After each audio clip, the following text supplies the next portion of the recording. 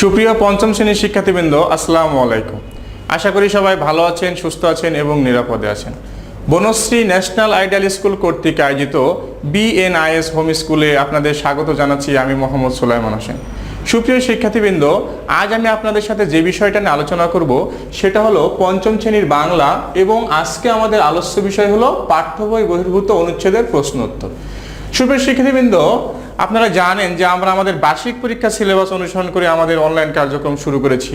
তো বার্ষিক পরীক্ষা সিলেবাস অনুসারে পঞ্চম শ্রেণীর বাংলার এই 17 নম্বর ক্লাস হলো আজকে আমাদের পাঠ্য বই বহির্ভূত অনুচ্ছেদের প্রশ্ন উত্তর।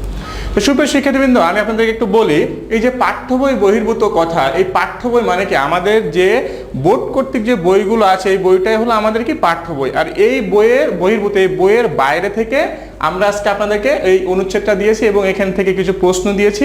এই প্রশ্নগুলো নিয়ে আজকে আলোচনা করব।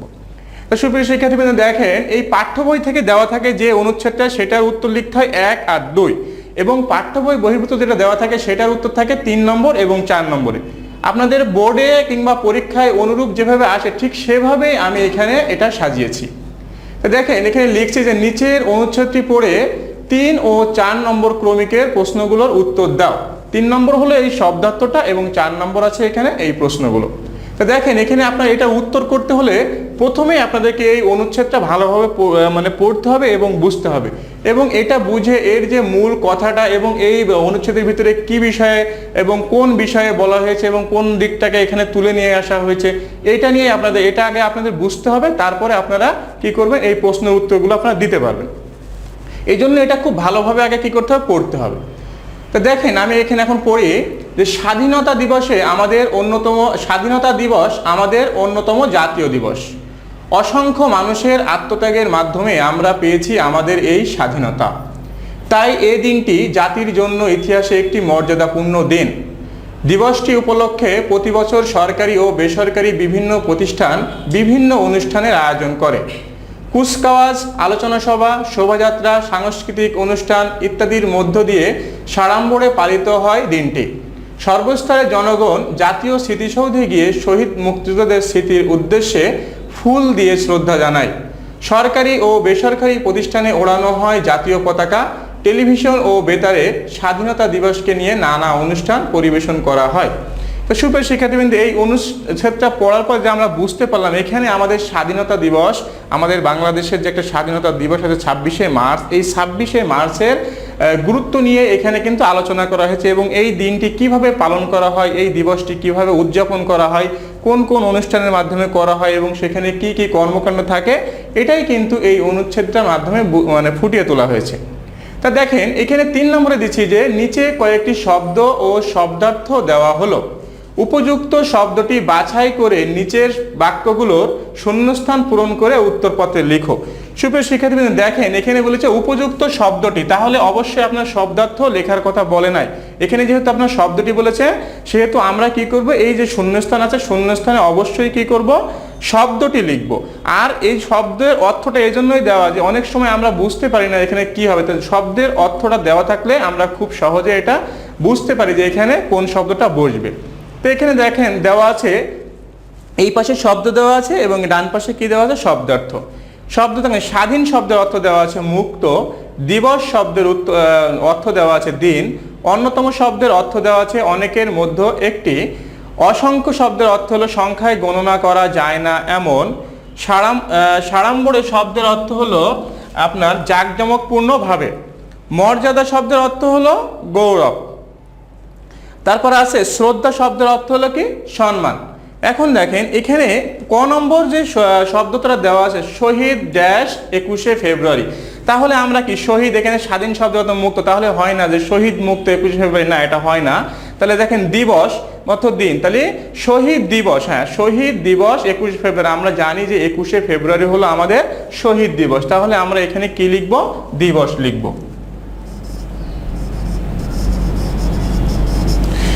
এরপরটা দেখেন লেখা রয়েছে মুক্তিযোদ্ধাদের আমরা ড্যাশ করব, আমরা কি করব, আমরা মুক্ত করব না, মুক্তিযোদ্ধাদের আমরা মুক্ত করব না, দিবস তো চলে গেল, এটা আর হবে না। এরপরে দেখেন অন্যতম, অনেকের মধ্যে একটি, না এটাও হয় না। অসংখ্য, সংখ্যায় গণনা করা যায় না, এটাও এর সাথে সামঞ্জস্য হয় না। তাহলে সাড়ম্বরে জাঁকজমকপূর্ণভাবে এটাও হয় না। তাহলে দেখেন এই মর্যাদা মানে গৌরব এটাও হয় না, তাহলে কি শ্রদ্ধা। তাহলে মুক্তিযোদ্ধাদের আমরা কি করব, শ্রদ্ধা করব বা সম্মান করব। তাহলে এখানে আমরা কি লিখব, শ্রদ্ধা, শ্রদ্ধা করব। এরপরে দেখেন তাহলে এই শ্রদ্ধা হয়ে গেল।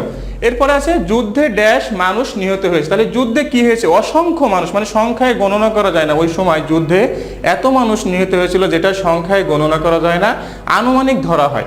এই জন্য এখানে কি বলা হবে, অসংখ্য, যুদ্ধে অসংখ্য মানুষ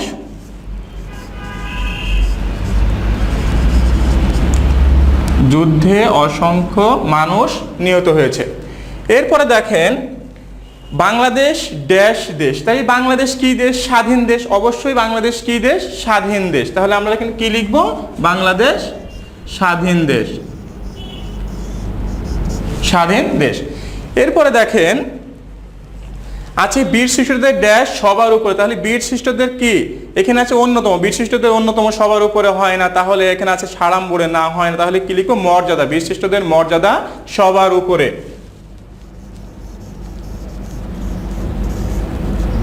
বিশিষ্টদের মর্যাদা সবার উপরে। তা সুপ্রিয় শিক্ষার্থী দেখেন আপনারা অবশ্যই এই যে শূন্যস্থান থাকবে এখানে যেহেতু বলে দিয়েছে উপযুক্ত শব্দটি, তাহলে অবশ্যই এই শব্দগুলো বসাবেন, শব্দের অর্থ যেন বসাবেন না।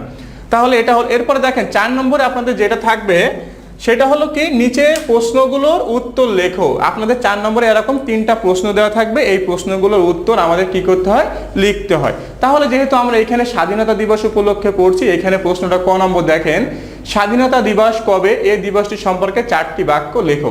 তাহলে আমরা স্বাধীনতা দিবস আমরা জানি কি 26শে মার্চ। তাহলে 26শে মার্চ বঙ্গবন্ধু কি করেছিল, স্বাধীনতার ঘোষণা দিয়েছিল, এই জন্য স্বাধীনতা দিবস কবে, 26শে মার্চ। তাহলে আমরা লিখব স্বাধীনতা দিবস 26শে মার্চ। এদিনে বঙ্গবন্ধু শেখ মুজিবুর রহমান স্বাধীনতার ডাক দেন। বঙ্গবন্ধু ডাকে সাড়া দিয়ে বীর বাঙালি যুদ্ধে ঝাঁপিয়ে পড়েন। পাকিস্তানি হানাদার বাহিনীর সাথে দীর্ঘ 9 মাস যুদ্ধ করে তারা স্বাধীনতার রক্তিম সূর্য ছিনিয়ে আনে তাদের জীবনের বিনিময়ে। এতটুকু লিখলেই কিন্তু এই ক নম্বর প্রশ্নের উত্তরটা হয়ে যাবে। সুপ্রিয় শিক্ষার্থী আমি আবারও বলি, আপনারা লিখবেন যে স্বাধীনতা দিবস 26শে মার্চ। এই দিনে বঙ্গবন্ধু শেখ মুজিবুর রহমান স্বাধীনতার ডাক দেন। বঙ্গবন্ধুর ডাকে সাড়া দিয়ে বাঙালি যুদ্ধে ঝাঁপিয়ে পড়েন। তাদের এই যুদ্ধে পাকিস্তানিদের সাথে যুদ্ধ করে তারা তাদের নিজের জীবন উৎসর্গ করেন এবং তাদের জীবনের বিনিময়ে তারা স্বাধীনতার লাল সূর্য ছিনিয়ে আনে। এতটুকু লিখলেই হবে। এখন দেখেন খ নম্বর আছে স্বাধীনতা দিবস আমাদের মধ্যে কিসের চেতনা জাগ্রত করে। তাহলে এখান থেকে আমরা পড়ছি যেটা, তাতে আমরা বুঝি যে স্বাধীনতা দিবস আমাদের মধ্যে দেশপ্রেমের চেতনা জাগ্রত করে। এক কথায় স্বাধীনতা দিবস আসলে আমাদের দেশের প্রতি আমাদের ভালোবাসা জাগে এবং সেদিন কি ঘটেছিল দেশের জন্য, আমাদের শহীদরা কতটুকু তাদের জীবন বাজি রেখে কাজ করেছিল, সেই দিন কথাগুলোই কিন্তু আমাদের সামনে চলে আসে। এই জন্য আমরা কি লিখবো, যে স্বাধীনতা দিবস আমাদের মধ্যে দেশপ্রেমের চেতনা জাগ্রত করে। এরপর আমরা লিখবো যে বঙ্গবন্ধুর স্বাধীনতার ডাকের মাধ্যমে আমাদের স্বাধীনতা শুরু হয়। বঙ্গবন্ধুর ডাকে সাড়া দিয়ে লক্ষ লক্ষ বাঙালি তাদের স্বাধীনতা দেশকে রক্ষা করার জন্য যুদ্ধে ঝাঁপিয়ে পড়েন। পাকিস্তানি হানাদার বাহিনীর সামনে তাদের নিজেদের বুক পেতে দেন তা কি, দেশের জন্য। এই জন্য এই স্বাধীনতার ডাকই তাদেরকে কি করেছিল, আত্মবিশ্বাস, তাদের ভিতর আত্মবিশ্বাস জাগিয়ে তোলে এবং এই আত্মবিশ্বাসে ভর করে তারা মুক্তিযুদ্ধে ঝাঁপিয়ে পড়েন এবং দীর্ঘ 9 মাস যুদ্ধ শেষে দেশকে স্বাধীন করেন। এতটুকু লিখলেই হবে। এরপরে দেখেন সুপ্রিয় শিক্ষার্থীবৃন্দ, গ নম্বর আছে তোমার স্কুলে স্বাধীনতা দিবস কিভাবে উদযাপন করা হয় 5টি বাক্যে লেখো। এটা বলেছে আপনার স্কুলে কিভাবে আপনারা উদযাপন করেন, এটা আপনি আপনার মতো লিখতে পারবেন, সমস্যা নাই। এটা যেহেতু আপনার স্কুলের কথা বলেছে সেহেতু আপনারা আপনাদের স্কুলে কিভাবে স্বাধীনতা দিবস পালন করেন সেটা আপনারা লিখতে পারবেন। তাহলে আমি যদি একটু বলি, তা আমি লিখতে পারি যে আমাদের স্কুলে নানা রকম সাংস্কৃতিক অনুষ্ঠানের মাধ্যমে কি করা হয়, স্বাধীনতা দিবস পালন করা হয়। তারপরে লিখবো যে জাতীয় পতাকা উত্তোলন ও জাতীয় সঙ্গীত পরিবেশনের মাধ্যমে দিনের শুরু হয়। এরপর চলে কুচকাওয়াজ ও প্রদর্শনী পর্ব। বিভিন্ন সাংস্কৃতিক ও ক্রীড়া অনুষ্ঠানের আয়োজন করা হয়। পুরস্কার বিতরণী অনুষ্ঠানের মাধ্যম দিয়ে স্বাধীনতা দিবসের পরিসমাপ্তি ঘটে। এতটুকু লিখলেই হবে। সুপ্রিয় শিক্ষার্থী, এটা যদি আমি আবারও বলি তাহলে আমরা এরকম লিখতে পারি যে আমাদের স্কুলে নানা সাংস্কৃতিক অনুষ্ঠানের মাধ্যমে স্বাধীনতা দিবস পালন করা হয়। জাতীয় পতাকা উত্তোলন ও জাতীয় সঙ্গীত পরিবেশনের মধ্য দিয়ে দিনের শুরু হয়। এরপর শুরু হয় কুচকাওয়াজ ও প্রদর্শনী পর্ব। নানা রকম সাংস্কৃতিক ও ক্রীড়া অনুষ্ঠানের আয়োজন করা হয়। পুরস্কার বিতরণী অনুষ্ঠানের মাধ্যমে এই আয়োজনে স্বাধীনতা দিবসের আয়োজনের পরিসমাপ্তি ঘটে। সুপ্রিয় শিক্ষার্থীবৃন্দ, এভাবে লিখলেই হবে। তা দেখেন, আমি আপনাদেরকে আবারও বলি যে এই প্রশ্নগুলোর উত্তর যদি আপনারা লিখতে চান তবে অবশ্যই আপনাদের এই যে পাঠ্য বই বহির্ভূত যে অনুচ্ছেদটা দেওয়া থাকবে এটা অবশ্যই খুব সুন্দর করে পড়তে হবে এবং বুঝতে হবে, তা না হলে কিন্তু এই প্রশ্নগুলোর উত্তর আপনারা দিতে পারবেন না। এবং শূন্যস্থানের ক্ষেত্রে আমি আবারও বলছি, যেহেতু এখানে শব্দ দিয়ে পূরণ করতে বলেছে, অবশ্যই আপনারা শব্দ লিখবেন, যেন এখানে আপনারা শব্দের অর্থ লিখবেন না। তো সুপ্রিয় শিক্ষার্থীবৃন্দ, এখানে আপনাদের বাড়ির কাজ দেওয়া হলে এই যে ক নম্বর এবং খ নম্বর এই দুটি প্রশ্নের উত্তর আপনারা বাড়ির কাজ করবেন এবং আমাদের স্কুলে জমা দিবেন রবিবার। এই বাড়ির কাজ দেখেন, ক নম্বরটা হলো স্বাধীনতা দিবস কবে, এই দিনটি সম্পর্কে 4টি বাক্য লেখো। আর খ নম্বর হলো স্বাধীনতা দিবস আমাদের মধ্যে কিসের চেতনা জাগ্রত করে, 5 বাক্যে লেখো। সুপ্রিয় শিক্ষার্থীবৃন্দ, আপনাদেরকে আরো একটু বলি যে যেহেতু আপনাদের আগে স্কুলে সিটি পরীক্ষা হতো, ডায়েরি নাম্বার দেওয়া হতো এবং এসবি নাম্বার দেওয়া হতো, এখন সেই নাম্বারটা কিন্তু আমরা এই এইচডব্লিউর উপর নাম্বার দেওয়ার প্রচলন শুরু করেছি এবং এই নাম্বারটাই ওই নাম্বার হিসেবে গণ্য হবে। সুতরাং আপনারা খুব মনোযোগ সহকারে এইচডব্লিউ করবেন এবং আমাদের স্কুলে এসে জমা দিবেন। এবং এই বিষয় সম্পর্কে এই অনুচ্ছেদ সম্পর্কে কিংবা প্রশ্নোত্তর কিংবা শূন্যস্থান সম্পর্কে যদি বুঝতে কোনো সমস্যা হয় তাহলে এখানে আমার নাম, mobile number, Facebook Messenger ID দেওয়া আছে, আপনারা আমাকে এখানেও নক করতে পারেন, আমি আপনাদেরকে একটা উত্তর দেওয়ার চেষ্টা করব। তো সুপ্রিয় শিক্ষার্থীবৃন্দ, আশা করি সবাই আপনারা এইচডব্লিউ করবেন এবং আমাদের স্কুলে এসে জমা দিয়ে যাবেন। তা সেই পর্যন্ত সবাই ভালো থাকবেন, সুস্থ থাকবেন, এই প্রত্যাশায় আজকের মতন এখানে শেষ করছি। আল্লাহ হাফেজ।